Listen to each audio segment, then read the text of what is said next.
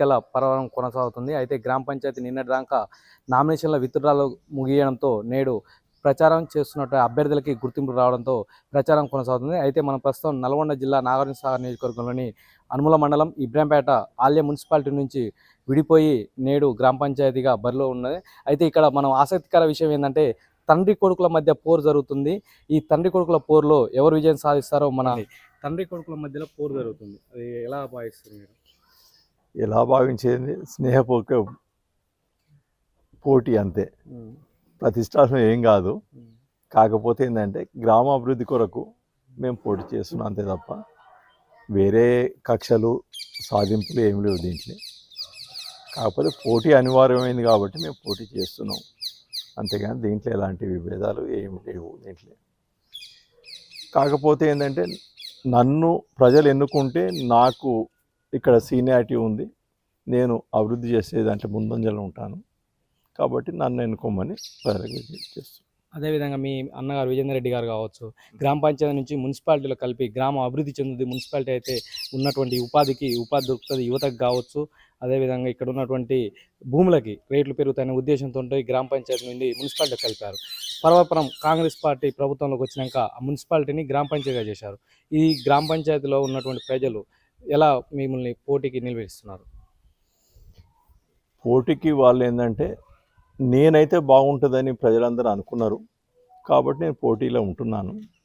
కాకపోతే మున్సిపాలిటీ ఉంటే చాలా బెటర్మెంట్ ఉండేది. మాది గ్రామ పంచాయతీ అయింది కాబట్టి కొద్దిగా మాకు భూముల రేట్లు కానీ, ఇప్పుడు హౌసింగ్ మేము ఏదైనా ఇల్లు కట్టుకుందామన్నా బ్యాంక్ లోన్ ఇవ్వరు.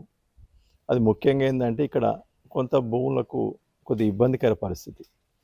మేము ముఖ్యంగా అప్పుడు మున్సిపాలిటీ కలిపినప్పుడు కూడా మేము సంతోషించింది ఏంటంటే ఇక్కడ మాది కూడా ఒక ఇబ్రాహీంపేట గ్రామ పంచాయతీ అనేది మున్సిపాలిటీలో ఉంటే మంచిగా ఉంటుంది. ఎందుకంటే దీంట్లో భూములకు అభివృద్ధి కానీ మాకు కానీ అందరికి కానీ బాగుంటుందని మేము అనుకున్నాం. మొదట మేము వ్యతిరేకించినాం కానీ తర్వాత బాగుంటుందనే ఒక ఉద్దేశంతో మాకు అలవాటు అయిపోయింది. తర్వాత ఇప్పుడు గ్రామ పంచాయతీ విడిపోయినప్పుడు మళ్ళీ మాకేంటంటే బ్యాక్ టు పెవిలియన్, అంటే మళ్ళీ మేము వెనకకు వచ్చేసినాం, దాంట్లోకి వెళ్ళి అభివృద్ధికి వెళ్ళి మళ్ళీ బ్యాక్కి వచ్చేసినాం అనేది ఇప్పుడు మాకు అనిపిస్తుంది. కానీ దాన్ని మనం జీర్ణించుకోవాల్సిన పరిస్థితి ఇప్పుడు వచ్చింది మాకు. మరి కలపకపోతే బాగుండేది, మరి కలిపాను కాబట్టి దాన్ని మేము ఎదుర్కొని ముంగలికి అభివృద్ధిలో ఎట్లా తీసుకుపోవాలని ఆలోచించి ముంగలు తీసుకుపోతాం. ఇప్పుడు రాష్ట్రంలో కావచ్చు కాంగ్రెస్ పార్టీ ప్రభుత్వంలో ఉంది, టీఆర్ఎస్ పార్టీ నుంచి మీరు పోటీ చేస్తారు. మీకు లోకల్ ఎమ్మెల్యే సహకరిస్తారా? మీ గ్రామ పంచాయతీ నిధులు సమకూర్చడం ఎలా? మాకు మున్సిపాలిటీ కలిపినప్పుడు ఏదైతే ఉండేనో గ్రామాన్ని సగం గ్రామం ఆదాయం ఉన్న గ్రామాన్ని ఏమో హాలియాల మున్సిపాలిటీ కలిపి ఆదాయం లేని మాకు విడగొట్టినరో మాకు మా గ్రామానికి చాలా అన్యాయం జరిగినట్టు అనిపించింది. మళ్ళీ మాకేందంటే ఆదాయం లేకుండా మేము గ్రామాన్ని ఎలా అభివృద్ధి చేయాలనో అర్థం కాదు.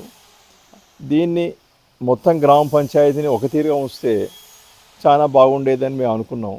కానీ దాన్ని కొన్ని రాజకీయ కారణాల వల్ల మరి అటు తీసుకొని మాకు ఆదాయం లేని మా గల్ఫ్ వరకు మాకు చాలా ఇబ్బందికర పరిస్థితి ఉన్నది. ఇది దాన్ని కూడా మేము ఇక ముందు మళ్ళీ ఎలా సమకూర్చుకోవాలో మేము చూసుకుంటాం. దాన్ని తప్పనిసరిగా సహకరిస్తారని అనుకుంటున్నాం. ఎందుకంటే వారికి మాకు మొదటికెళ్ళి కూడా మంచి సంబంధాలు ఉన్నాయి.